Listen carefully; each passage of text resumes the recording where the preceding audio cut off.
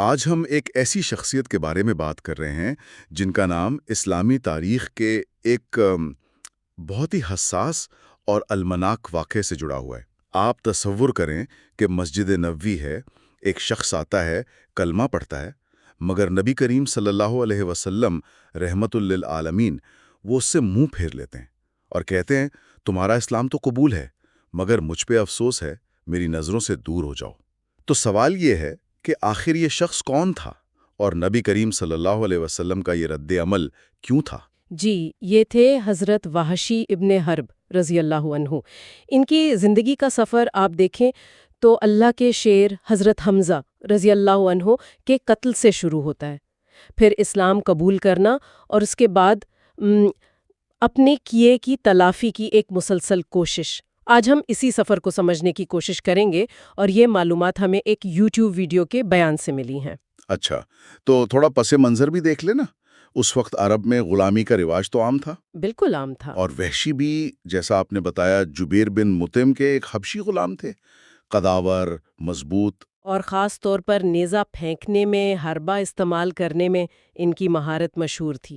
جی ہاں، اور یہی مہارت پھر آگے کام آئی ایک منفی انداز میں۔ ہاں بالکل، ہوا یہ کہ جنگ بدر میں قریش کو شکست ہوئی تھی، بڑے بڑے سردار مارے گئے تھے، خاص طور پر ہند بنت عتبہ جو بعد میں حضرت ابو سفیان رضی اللہ تعالیٰ عنہ کی زوجہ بنی۔ ان کے والد، چاچا، بھائی، یہ سب حضرت حمزہ اور حضرت علی کے ہاتھوں قتل ہوئے تھے۔ تو انتقام کی آگ بھڑک رہی تھی، خاص طور پر ہند کی طرف سے۔ جی، اور انہوں نے وحشی رضی اللہ تعالیٰ عنہ سے رابطہ کیا، وعدہ کیا کہ اگر تم حمزہ کو قتل کر دو تو تمہیں آزادی ملے گی۔ اور ایک غلام کے لیے اس زمانے میں آزادی سے بڑھ کر تو کوئی انعام نہیں تھا۔ ظاہر ہے، بالکل۔ تو جنگ احد میں وحشی کا مقصد لڑنا نہیں تھا، ان کا ایک ہی ٹارگٹ تھا، حضرت حمزہ رضی اللہ تعالیٰ عنہ۔ وہ بس موقع کی تلاش میں تھے۔ اور حضرت حمزہ تو اس دن شیر کی طرح لڑ رہے تھے، کفار ان کے سامنے ٹھہر ہی نہیں پا رہے تھے۔ جی ہاں، روایتوں میں آتا ہے کہ وہ جدھر جاتے تھے صفیں الٹ دیتے تھے۔ وحشی نے ایک جگہ چھپ کر ایک پتھر کی اوٹ لے کر انتظار کیا۔ جیسے ہی حضرت حمزہ قریب آئے، وحشی نے پوری قوت سے اپنا حربہ یعنی نیزہ پھینکا، جو سیدھا حضرت حمزہ کے پیٹ میں ناف کے نیچے لگا اور آر پار ہو گیا۔ اللہ اکبر! وہ وہیں شہید ہو گئے۔ وحشی نے بس اپنا کام کیا، دیکھا کہ نشانہ لگ گیا ہے اور وہ میدان سے ایک طرف ہو گئے۔ ان کا کام تو ہو گیا تھا، آزادی ملنی تھی۔ جی، ان کے لیے وہ ایک معاہدہ تھا جو پورا ہو گیا۔ وہ جنگ سے لا تعلق ہو کر اپنے خیمے میں چلے گئے۔ حضرت حمزہ کی شہادت یقیناً مسلمانوں کے لیے ایک بہت بڑا صدمہ تھا، اور اس سے جنگ کا پاسا پلٹنے میں بھی مدد ملی کفار کو۔ لیکن اس کے بعد جو ہوا وہ شاید اور بھی زیادہ دل دہلا دینے والا تھا۔ ہاں، وہ بہت ہی افسوسناک تھا۔ ہند اور کچھ دوسری قریشی عورتوں نے شہداء کی لاشوں کی بے حرمتی کی، خاص طور پر حضرت حمزہ کی لاش کے ساتھ۔ ناک کان کاٹے، پیٹ چاک کیا اور کلیجہ نکال کر چبانے کی کوشش کی۔ انا للہ و انا الیہ راجعون! یہ تو انتقام کی انتہا تھی۔ بالکل، اور جب نبی کریم صلی اللہ علیہ وسلم نے اپنے پیارے چاچا کو اس حالت میں دیکھا تو ان کے غم کا، ان کی تکلیف کا اندازہ کرنا بھی مشکل ہے۔ یقیناً بہت بڑا صدمہ تھا۔ وہ بہت روئے اور انہوں نے دعا کی کہ اللہ حمزہ کے جسم کے کسی حصے کو آگ پر حرام کر دے۔ پھر وقت گزرا، مکہ فتح ہو گیا، اب وحشی کے لیے مشکل وقت شروع ہوا۔ جی، اب انہیں اپنی جان کا خوف ہوا۔ مکہ میں تو امان نہیں تھی تو وہ بھاگ کر طائف چلے گئے۔ وہاں انہیں پتہ چلا کہ نبی کریم صلی اللہ علیہ وسلم تو کلمہ پڑھنے والے کو معاف کر دیتے ہیں، قتل نہیں کرتے۔ یہ سن کر ان کے دل میں ایک امید پیدا ہوئی۔ وہ مدینہ آئے، چھپتے چھپاتے، نظریں بچاتے ہوئے مسجد نبوی میں داخل ہوئے اور کلمہ پڑھ لیا۔ نبی کریم صلی اللہ علیہ وسلم نے انہیں پہچان لیا، پوچھا کیا تم وحشی ہو؟ انہوں نے کہا جی، تو آپ صلی اللہ علیہ وسلم نے فرمایا بیٹھو اور مجھے بتاؤ کہ تم نے میرے چچا کو کیسے قتل کیا تھا۔ یہ سننا بھی کتنا مشکل رہا ہوگا آپ صلی اللہ علیہ وسلم کے لیے۔ یقیناً وحشی نے سارا واقعہ سنایا۔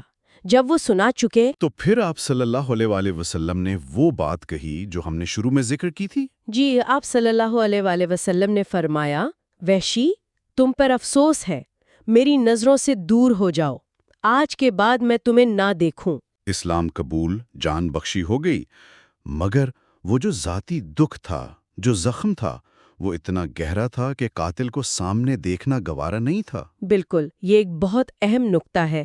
اسلام کا اصول اپنی جگہ کہ توبہ سے پچھلے گناہ معاف، لیکن انسانی فطرت، ذاتی صدمہ وہ اپنی جگہ۔ اور وحشی رضی اللہ تعالی عنہ نے پھر ساری زندگی اس حکم کی پاسداری کی۔ وہ ہمیشہ کوشش کرتے کہ نبی کریم صلی اللہ علیہ وآلہ وسلم کی نظر ان پر نہ پڑے۔ لیکن ان کے اپنے دل میں ایک بوجھ تو رہا ہوگا نا، ایک احساس جرم۔ بہت شدید۔